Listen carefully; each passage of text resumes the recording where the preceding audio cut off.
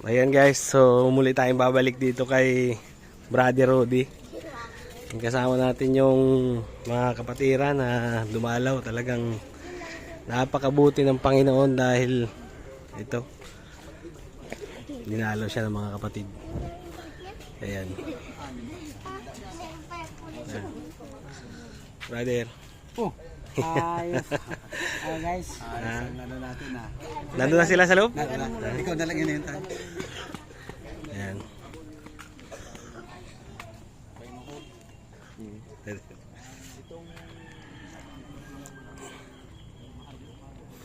Yan, kasama natin dito mga elder. Yan. Tugang. Gandang hapon. Gandang hapon, Tugang.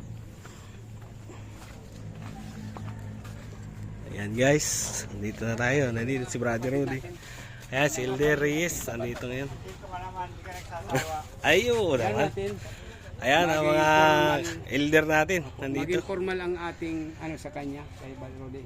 Yung video niya na ito ay talagang hindi lang tayo makikinig dito, may meeting kundi para sa lahat na napakagandang maging buhay sa mga alaala ng mga kapatid na mga kaibigan.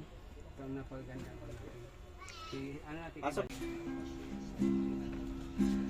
May nagmamahal sa'yo, alam mo ba? Lagi mo kasama.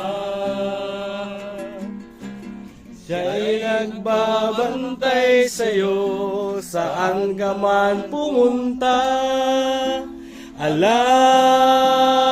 mo ba? Si Jesus na Panginoon ang tunay mong kaibigan, tunay na kasama mo dahil nagmahal ka sa Kanya.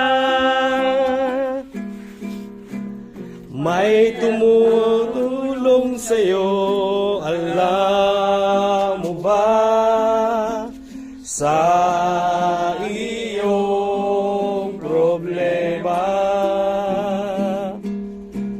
siya'y tumutulong sa'yo hanggang malutas mo.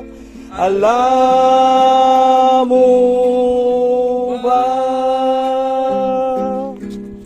Si Jesus na Panginoon ang tunay mong kaibigan, tunay na kasama mo dahil nagmahal ka sa Kanya. gitara, yan lagi namin kinakanta sa video. Amen, amen. Amen. Bago po natin Basta gumulis ka man mga kapatid. Nalala ko lang lagi tayo po ganyan. Tayo Ay, na wala naman mo yan. ka. Puro alala lang naman yan. Panalangin, bigay natin kay Elder. Ay po'y manalangin. O dakilang Diyos na makapangyarihan sa lahat, na siyang aming inaasahan, may-ari ng lahat ng bagay, sampu ng aming mga buhay. Kami ay nandito sa sanglibutang ito, Panginoon, na inyong ibinigay upang aming tirahan, upang kami magkasama-sama at maging halimbawa ng langit na tahanan na inyong inihanda para sa bawat isa. Kay Brother Rudy, kasama ang kanyang mga mahal sa buhay na inyong minarapat na maglingkod. Inyo siyang binigyan ng mga kaloob para ang inyong mga salita at ang inyong mga pabalita ay maibahagi sa sanglibutan ito, sa kanyang mga mahal sa buhay at sa mga tao na kanyang nararating. Kami nagpapasalamat, Panginoon, sa mabuting bagay na itong ibinigay ninyo sa kanya at sa kanyang mga mahal sa buhay, sa mga tao na kanyang nakasalamuha. Kaya sa bagay na ito, kami nagsasauli ng mga papuri. Pinapasalamatan namin ang kanyang mga ginawa at sapagkat alam namin na ito ay inyong ina-appreciate, Panginoon. At sa dakong huli, inyong gagantihan ang taong ito sa kanyang mga ginawa, Panginoon. Salamat sa mga kamay ng mga panananghilan na patuloy na nag-iingat sa kanya. Samantalang kami dumadalaw rito upang sa ipalakasin at makita ang kanyang kalagayan. Sana Panginoon na siya ay patuloy na tulungan sa anumang mga kalooban na inyong ibinibigay sa kanya, nawa siya ay maging mapayapa, Panginoon. Kaya sa bagay nito, hinihiling namin ang gabay ng Espiritu Santo, saganang kapatawaran sa bawat isa, sa aming mga nagawang pagkukulang, lalong higit si Brother Rudy sa kanyang mga kasama ang kanyang mga mahal sa buhay.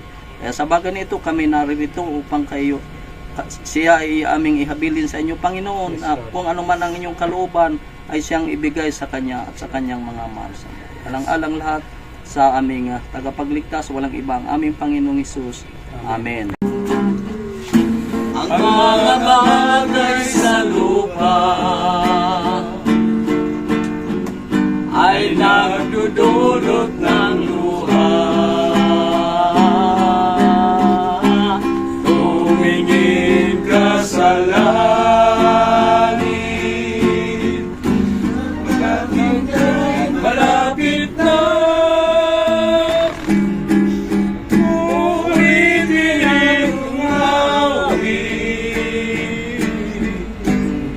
Ating niya'y malapit na.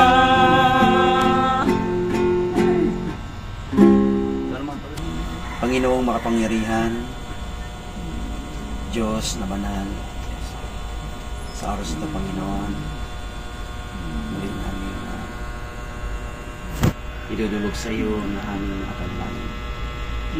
Kami naniwala, Ama, na kayo aming kontrol ng lahat ng mga kapatid. Alam namin na hindi makalooban ang bagay na ito na nangyari kay Panginoon. Ngunit pinahintulutan mo ang kaaway na siya'y gabiin.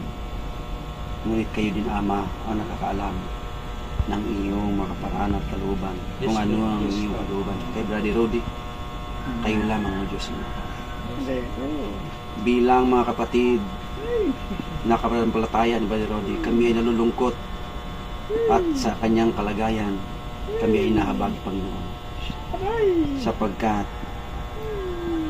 tulad ng isang tao na may emosyon, naramdaman namin, O Diyos, ang kalungkutan para sa aming kapatid na si Brother Rudy. Kami, Panginoon, ay hindi matuwid sapagkat kami ay nagkasala sa iyong paningin. Hindi kami karapat-dapat, Panginoon, na bumanggit lamang ng iyong dakilang pangalan. Ngunit, O Diyos, kami nananampalataya na sa kabila ng aming mga pagkukulat at mga pagkasala ay iyo kami tatanggapin kung kami lalapit sa iyo. Yes, Lord. Lalo na sa pagkakataong ito na muli naming inalapit sa iyo ang aming kapatid na ito, si Brother. Na sa pamagitan, Ama, ng iyong makapangyarihang kamay, na kayo lamang, O Diyos, ang makapagpapagaling sa lahat ng mga karamdaman sa libutang ito na gawa ng kaaway. Yes, Lord. Panginoon, aking dinadalangin na sa iyong makapangyarihang kamay at sang-ayon sa iyong kalooban, pagalingin mo sa Brother Rudy, Ama, Yes, Lord. sa kanyang karamdaman, at makita ng mga tao sa paligid at sa lahat ng mga kapatiran na mayroong Diyos na makapangyarihan na aming sinasamba. Yes, at kami, Lord. Panginoon, papasakop sa iyo sa lahat ng pagkakataon, sapagkat kayo, Panginoon, ang may-ari ng aming mga buhay, at ganoon din naman, kayo din naman ay nagpanukala ng iyong mga anak ay papagpapahingahin mo mula sa kahirapan, sa karamdaman, at ito ang lahat ay pagpapala sa bawat isa. Ang mabuhay ay pagpapala, Panginoon, at ang magpapahinga ay pagpapala din, sapagkat ang sanlimbutang ito ay inangkin ng kaaway at hindi makaluban, Panginoon, ng iyong mga anak ay maghirap sa kamay ng kaaway. Panginoon, aking dinadalangin, Ama, na ang buong kapatid na ito na nalungkot sa kalagayan nito ay amin nawa, Amang, ipanatag ang aming puot isipan na si Brother Rudy ay magiging panatag sa iyong makapangyarihang kamay. Nang naayon sa iyong kalooban ay mangyari sa kanya. Ang lahat ng kanyang mga kamag-anak, Panginoon, na Brother Rudy, ay bigyan mo rin ng kapanatagan ng pag-isipan. Na si Brother Rory sa kabila ng kanyang kalagayan ay hindi napatid ang kanyang panampalataya sa iyo, Panginoon. Yes, Lord. At purihin ka. Purihin ka. Gawin man si Hub kailanman ay hindi nagbago ang kanyang desisyon sa pagtitiwala sa iyo. Gawin man si Brother Rodi sa kabila ng kanyang naranasan ay hindi nagbago ang kanyang desisyon na siya ay magpasakop sa iyo sa anumang sa lahat ng pagkakataon. Panginoon, ang amin lamang bukod magagawa kundi aming ibuka ang aming mga bibig at ilapit sa iyo ang aming mga pangailangan katulad ng pangailangan ni Brother Rodi sa kanyang pisikal na pangailangan.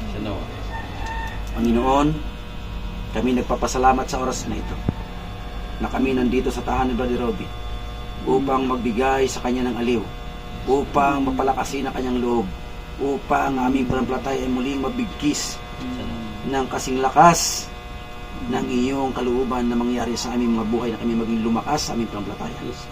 At anumang mga pagsubok ng kaaway na dumating sa amin, kung iyong paintulot, Ama, kami mananatiling malakas tulad ng aming kapatid na ito na malakas sa kanyang panampalataya sa iyo. At alam namin, Panginoon, na mula sa oras na ito, kayo ay may panukala, Brother Rodi, mabuting panukala para sa kanya. At aming sasampalatayan ng mga bagay na ito na kayo ang gagawa sa kanya ng pinakamabuting paraan ng naayon sa iyong kalooban, Panginoon. Maraming salamat na ipagkaloob mo ang tugon ng aming mga dalangin sapagkat aming hinihiling ang mga bagay na ito sa pamamagitan ng anak na si Kristo ay tagapagligtas. Amen. Amen. Salamat, Brother Rodi. Okay, thank you so much.